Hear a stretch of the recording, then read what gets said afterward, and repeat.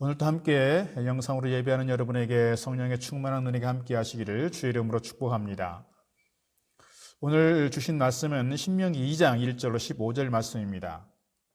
우리가 잘 아는 것처럼 이스라엘 백성들이 가데스 바니아에서 요단강을 건너기까지 약 40여 년의 광야 생활을 하게 됩니다. 하나님께서 올라가 싸우라 하니까 싸우지 못하겠다, 못 가겠다 두려워하는 그들, 그래서 결국 정탐꾼을 보내서 그 땅이 얼마나 젖과 꿀이 흐르는 땅인지 좋은 땅인지를 보고 왔지만 많은 정탐꾼들이 그 땅을 악평했고 우리는 그들에 비해서 메뚜기 같은 존재요, 우리는 들어갈 수 없는 존재라고 그렇게 불평의 말들을, 그렇게 믿음 없는 말들을 하게 되니까 백성들이 이 말을 듣고 소동을 일으키고 하나님을 반역하게 되었습니다. 하나님은 저들을 가나안으로 인도하는 것이 아니라 다시금 광야로 내몰면서 오늘 말씀처럼 38년 동안이나 긴 세월을 그곳에서 지나게 합니다. 목적지를 잃어버린 겁니다.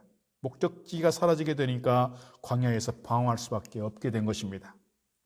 결국은 하나님의 말씀과 하나님의 약속에 대한 불신 그리고 불순종이 가져온 결과라고 할 수 있겠습니다. 이런 과정에서 잘 살펴보면 꼭 선동하는 사람들이 있습니다.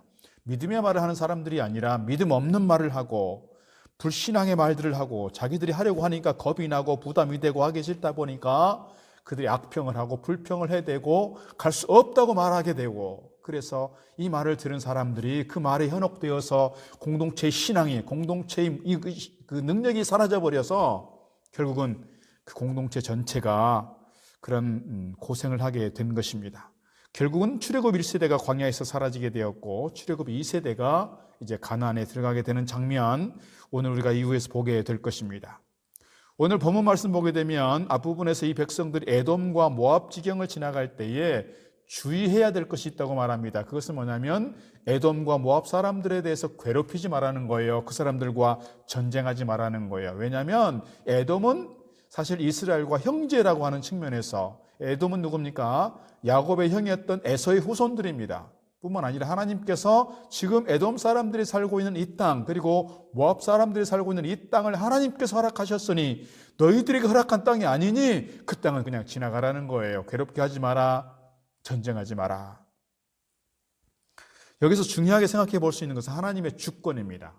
하나님께서 이스라엘 백성들에게 가나안 땅을 약속하시고 가나안 땅을 허락하신 것처럼 오늘 에돔 사람들에게 그리고 모압 사람들에게 약속한 땅이 있고 그들에게 허락한 지경이 있고 경계가 있다는 거예요.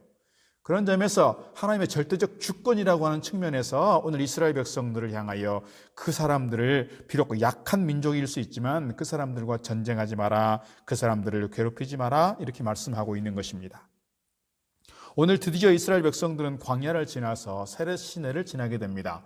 세렛 시내는 이제 광야에서 사해 아래쪽에 있는, 지금 이스라엘 쪽이 아니고 요르단 쪽으로 올라가는, 그래서 모압 평지로 올라가야 하고 요단강 건너편으로 올라가야 되는 그 길목에 있는 시내입니다.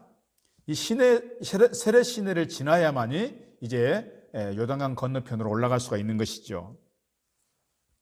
이 가데스 바네아에서 그들이 강을 건너기까지 38년의 시간이 흘렀다. 오늘 말씀에서 그렇게 이야기하고 있습니다. 성경에서 강을 건넌다고 하는 것은, 물을 건넌다고 하는 것은 신학적으로 중요한 의미가 있습니다. 야곱이 야복강을 건너는 과정에서 하나님과 씨름하였고 그에게 지나간 과거의 시간들을 다 벗어버리고 새로운 이름을 얻게 되었습니다. 이스라엘입니다. 이 이스라엘 민족이 홍해를 건넜을 때, 홍해를 건너는 과정을 통해서 지난 430여 년의 그 애굽에서의 노예 생활을 청산할 수가 있었습니다.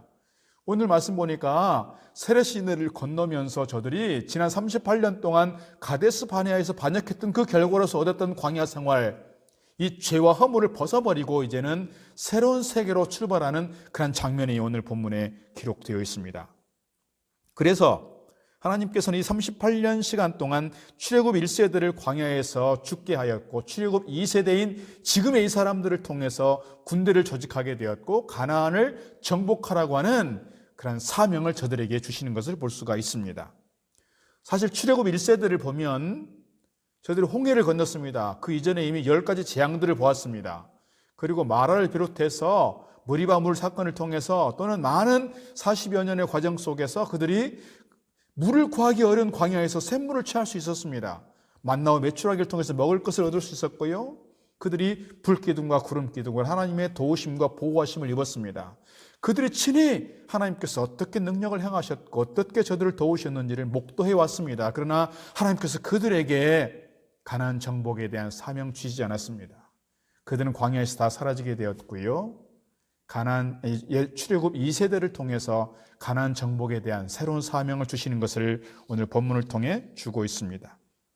오늘 우리가 믿음의 사람들로서 하나님의 큰 구원의 능력을 힘입은 자들로서 과거에 우리가 정말 은혜 입은 자가 아닌 하나님의 은혜 가운데 거하지 못한 그러한 과거의 모습이 아니라 오늘 세례 시내를 건너면서 하나님의 은혜를 새롭게 경험한 이스라엘 백성들처럼 우리가 정말 이 세례 시내를 건너므로써 새로운 사명을 얻고 믿음 안에서 새로운 사명을 얻는 저와 여러분 되어지기를 주의 이름으로 부탁드리겠습니다.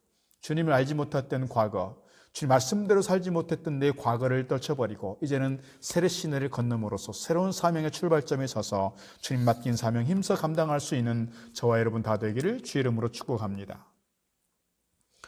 요한복음 5장에 보면 주님께서 베데스다 연못가에 있는 38년 된 한 환자를 지목하십니다. 왜 하필이면 38년일까? 오늘 본문에 나오는 38년과 이 요한복음에 나오는 38년 뭔가 좀 연관성이 있지 않을까요? 38년 동안 오늘 환자는 요한복음 5장에서 이 베데스다 연못가에 있는 환자는 38년 동안 아무것도 할 수 없었습니다. 무기력했습니다. 그랬던 자가 주님을 만나게 되었고요. 주님으로 인해서 그가 걷고 뛰는 은혜가 생겼습니다. 그 인생이 달라졌습니다. 삶의 변화가 생겼습니다. 오늘 이스라엘 백성들은 세례 시내를 건너면서 38년 동안 지나온 삶의 과정들을 다 청산할 수 있었고 새로운 사명의 자리로 나가게 되었습니다.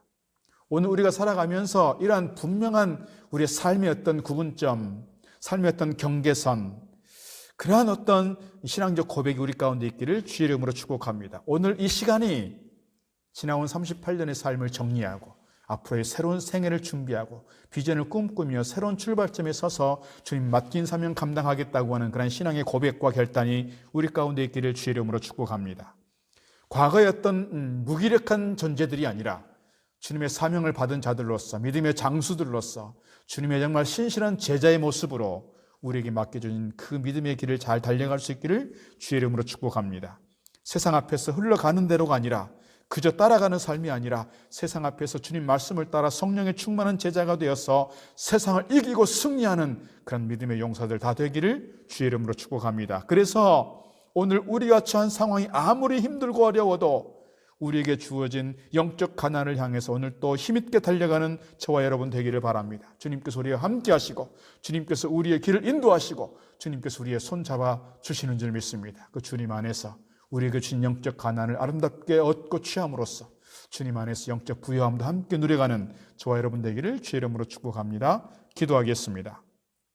사랑의 아버지 하나님, 오늘 우리의 신앙의 여정에 세례 시내를 건너게 하시고 우리 안에 두려움이 사라지도록 인도하시니 감사드립니다. 하나님 아버지, 오늘 우리 앞에 놓여있는 어떤 상황도 장애물도 다 주님께서 우리에게 붙여주신 전쟁인 줄로 믿습니다. 주님, 결국 우리로 하여금 승리케 하시는 하나님의 계획이요 섭리임을 믿습니다. 오늘 우리가 아무리 어려운 가운데 있을지라도 이 어려움들이 영적으로 연단받는 과정들 되게 하시고 이 안에서 주님 주신 힘으로 넉넉히 세상을 이기고 승리하는 주의 백성들을 되게 하여 주시옵소서. 예수 그리스도 이름으로 기도드리옵나이다. 아멘.